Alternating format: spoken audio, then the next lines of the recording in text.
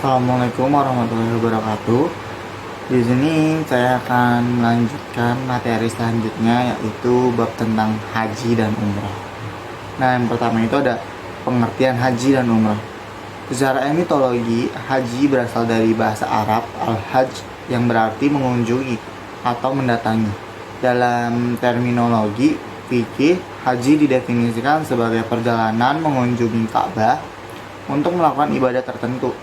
Haji merupakan salah satu rukun Islam yang wajib diakui dan dilaksanakan oleh yang telah memenuhi syarat wajibnya. Orang yang mengingkari kewajibannya termasuk kufur atau murtad dari agama Islam. Adapun umroh secara bahasa berarti berkunjung atau ziarah. Sedangkan secara terminologi diartikan dengan sengaja berkunjung ke Ka'bah untuk melakukan ibadah tawaf dan sa'i. Meskipun dalam pelaksanaan umrah telah mencakup haji, namun dengan melaksanakan ibadah umrah tidak berarti ibadah haji telah terpenuhi.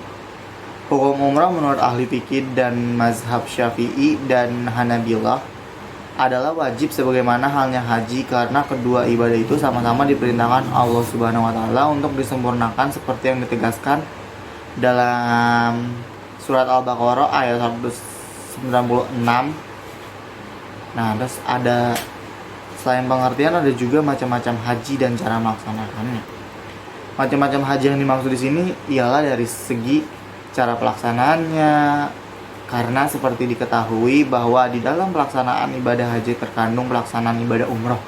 Artinya, umroh sudah merupakan satu kesatuan dari ibadah haji, sehingga jika seorang wajib melaksanakan haji, berarti diwajibkan juga baginya melakukan umroh. Nah, itu ada pendapat yang mengatakan hukum umrah wajib. Yang pertama itu ada haji ifrat. Ifrat dalam bahasa Arab berarti menyendirikan. Disebut haji ifrat karena seorang melakukan haji dan umrah secara tersendiri-sendiri atau satu persatu, tidak melakukan keduanya sekaligus. Terus ada haji tamatu. Secara bahasa tamatu berarti bersenang-senang. Dalam konteks haji tamatu diartikan sebagai salah satu bentuk pelaksanaan haji, yaitu yang dimulai dengan melakukan umroh di bulan-bulan haji dan setelah itu melakukan ibadah haji di tahun ketika ia melakukan umroh tersebut. Terus yang ketiga ada haji kiron. Kiron dalam bahasa Arab artinya dengan menyertakan atau menggabungkan.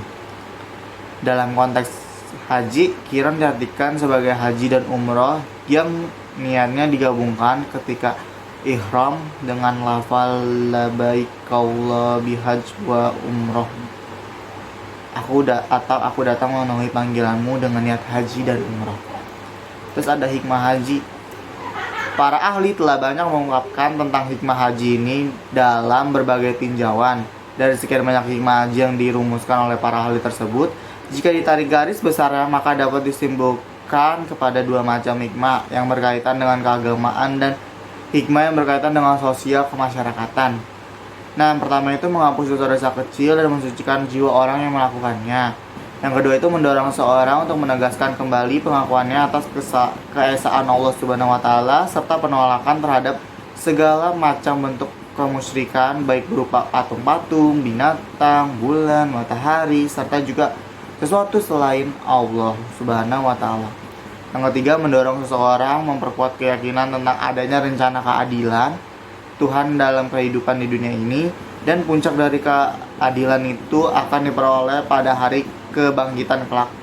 Yang keempat itu mengantar seseorang menjadi hamba yang selalu mensyukuri nikmat-nikmat Allah Subhanahu wa taala baik berupa harta, kesehatan dan menanamkan semangat ibadah dalam jiwanya.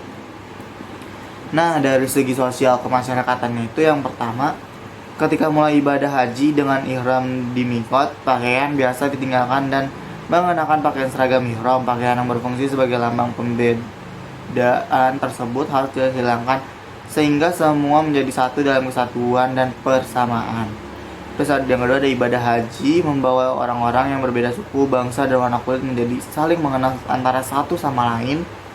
Ketika itu terjadilah pertukaran pemikiran yang bermanfaat bagi pengembangan negara masing-masing, baik yang berhubungan dengan pendidikan, ekonomi, maupun dengan kebudayaan. Nah, yang ketiga itu ukhuwan Islamiyah antara umat Islam dari berbagai penjuru dunia. Yang keempat, mendorong seseorang untuk lebih giat dan bersemangat berusaha untuk mencari bekal yang dapat mengantarnya ke Mekah untuk haji.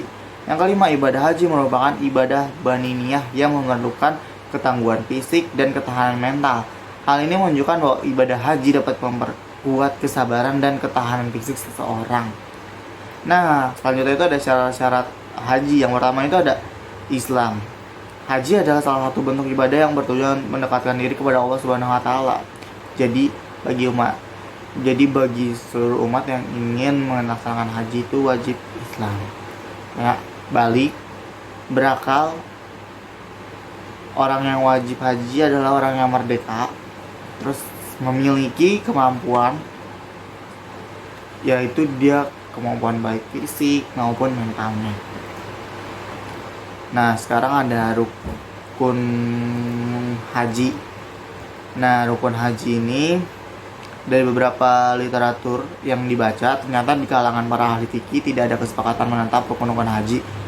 Demikian halnya tentang rukun-rukun umrah. Ahli fikih dari kalangan Hanafiyah menetapkan dua macam rukun haji. Yang pertama ada wukuf di Arafah, dan yang kedua tawaf ifadah. Sedangkan rukun umroh menurut mereka adalah tawaf di Baitullah.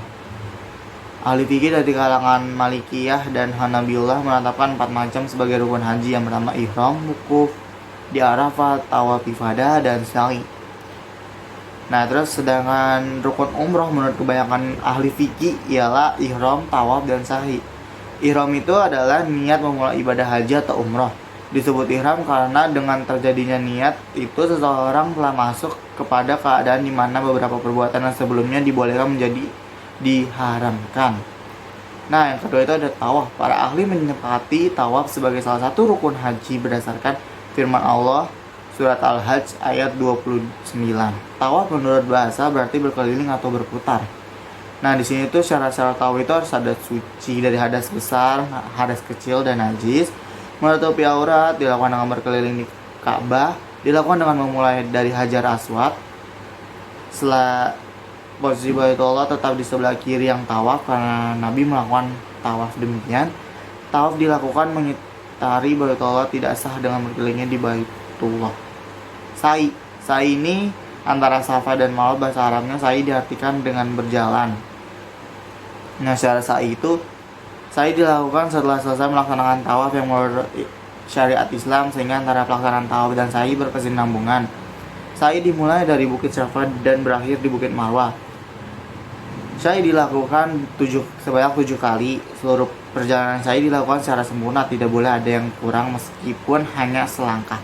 Sunah-sunah sa'i itu berdoa antara Safa dan Marwah, suci dari hadas dan najis, dalam keadaan menutup aurat, berjalan dalam keadaan tenang dan tidak mengganggu orang lain, berjalan kaki bagi yang mampu, dilakukan secara berkesinambungan. Wukuf di Arafah.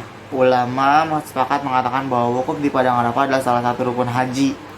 Terus yang terakhir ada wajib haji, yang di sini dimaksud adalah sesuatu yang wajib dilakukan oleh setiap jamaah haji, dan apabila ditinggalkan wajib membayar dam atau dendanya.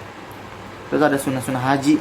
Yang pertama itu menyentuh Hajar Aswad dengan telapak tangan jika memungkinkan, berjalan kaki jika mampu.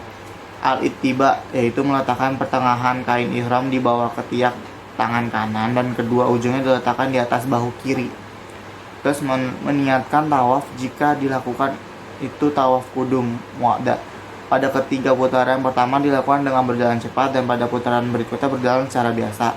Terus yang membatalkan haji, yang pertama itu menyembelih seekor unta atau sapi. Yang kedua, menyelesaikan haji yang batal itu mengulangi haji pada tahun berikutnya. Sekian penjelasan dari saya, kurang lebihnya mohon maaf. Wassalamualaikum warahmatullahi wabarakatuh.